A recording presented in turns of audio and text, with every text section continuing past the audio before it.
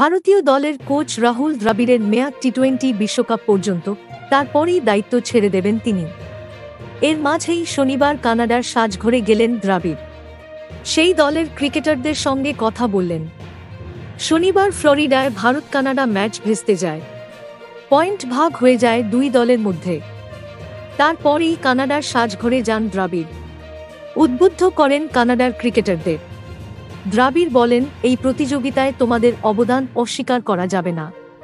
আমরা সকলে জানি খেলার জন্য কী পরিমাণ কষ্ট সহ্য করতে হয়েছে তোমাদের। এটা সহজ নয়। 2003 সালে দ্রাবিড় স্কটল্যান্ডের হয়ে ক্রিকেট খেলেছিলেন। ভারতের প্রাক্তন অধিনায়ক স্কটল্যান্ডের হয়ে 11টি একদিনের ম্যাচ খেলেছিলেন।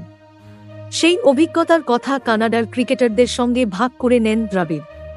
তিনি বলেন, আমি স্কটল্যান্ডের হয়ে 2003 সালে খেলেছি। Thank you so much for watching. Subscribe our channel and press the bell icon for more updates.